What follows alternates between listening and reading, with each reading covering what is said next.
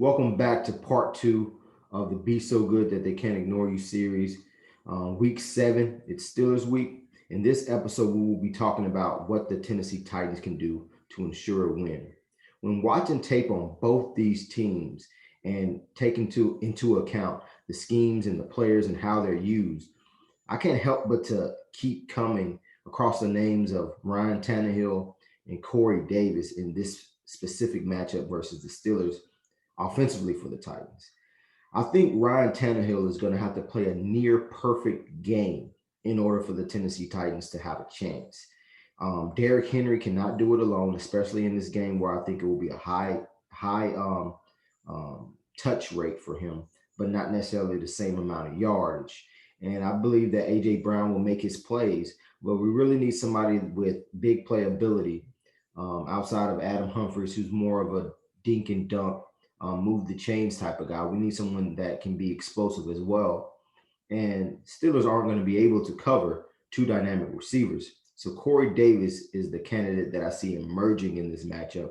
And I'm going to look at some ways and go through some plays very organically of what the Tennessee Titans do to get him the football and allow him to have a run after catch opportunity.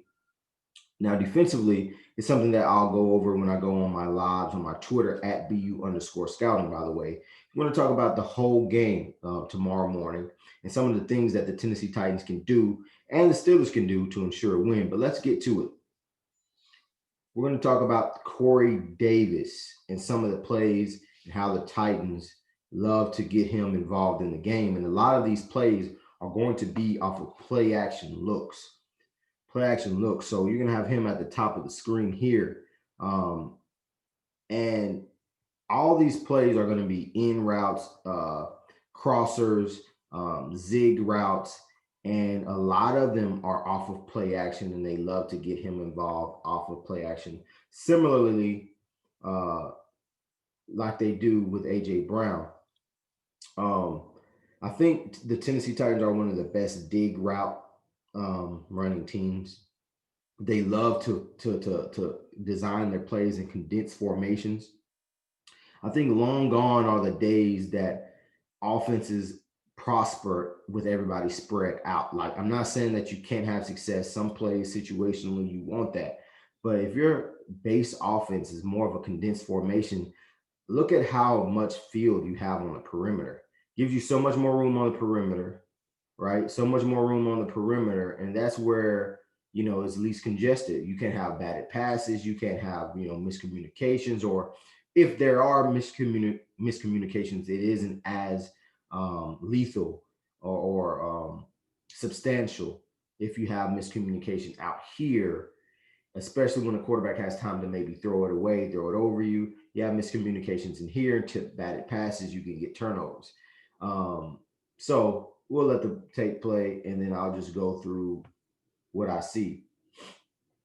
So Ryan Tannehill is going to have to be extremely autonomous and judicial in this game. And, he's the guy that touches the ball every play. Every play he touches the ball. And as you can see, this is exactly what I'm talking about. He makes the right read here. He has the most space on this side. He's going there the whole way. But as far as the condensed formations, that's why that play was there. You start off condensed, you operate on the sideline, and you'll have that space condensed. Now, this is more of a traditional spread. He's kind of tighter to the formation. He's checking into a play.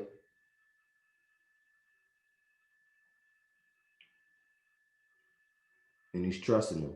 These are just going to be plays of Corey Davis because I believe Mike Tomlin and that crew over there, they're not going to let AJ Brown and Jonnu Smith take over this game.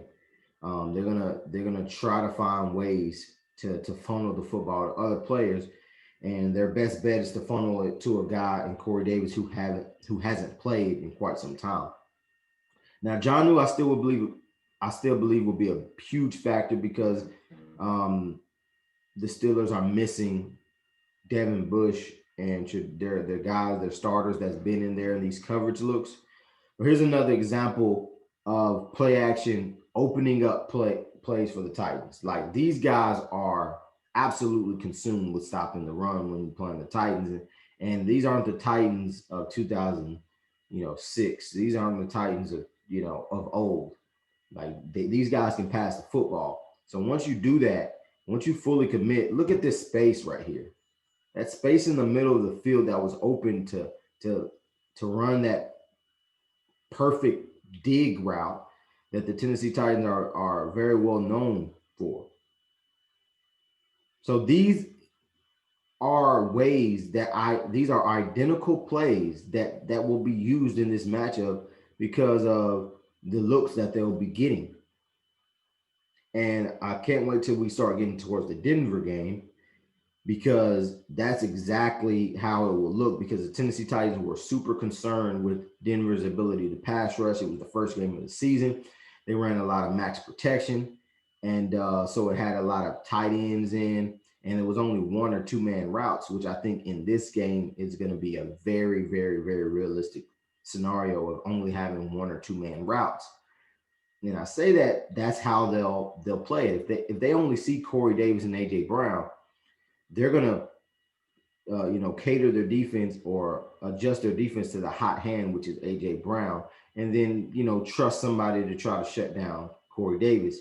But the fact of the matter is, Corey Davis as a wide receiver is still you know a top 15 wide receiver when healthy. And that was his projection coming out of college, in my opinion. Was he worth a pick five? That we've kind of beat that dead horse. Not in my opinion. Everybody knows who I would have picked, and it would went a different direction.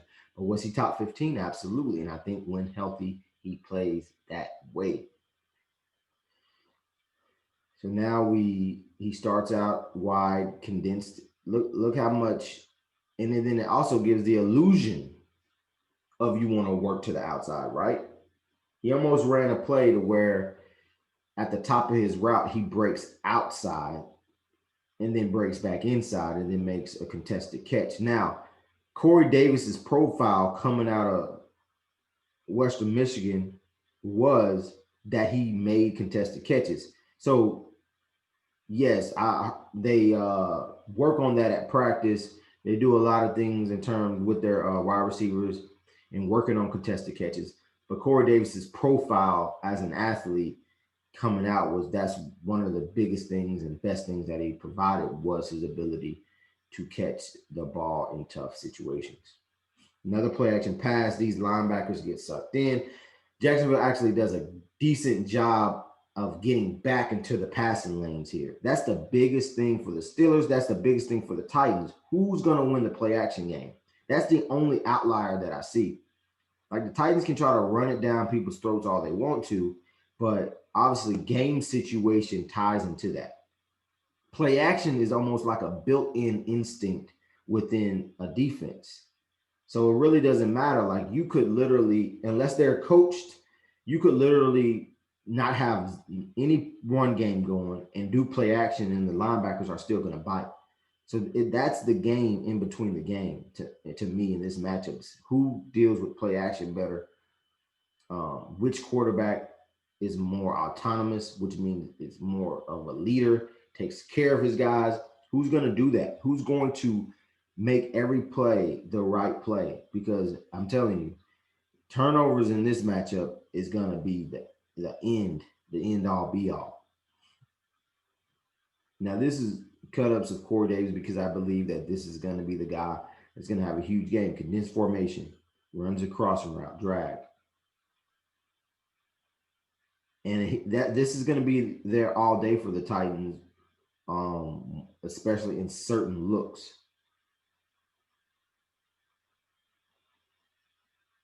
Runs across. There's literally no one in a 5 to 7 yard radius of him, and especially if a guy like AJ Brown, who's going to be getting most of the attention, it's just phenomenal. I mean, some of the things that the Steelers like to do defensively is they like to put Joe Hayden and Fitzpatrick on the same side of each other because that's their strength, and whoever they match strength with strength.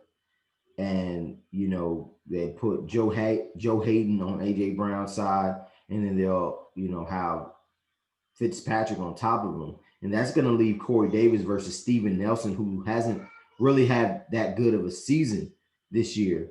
Um, he had a lot of statistical um, breakthroughs last year. He was one of the top 10 statistically.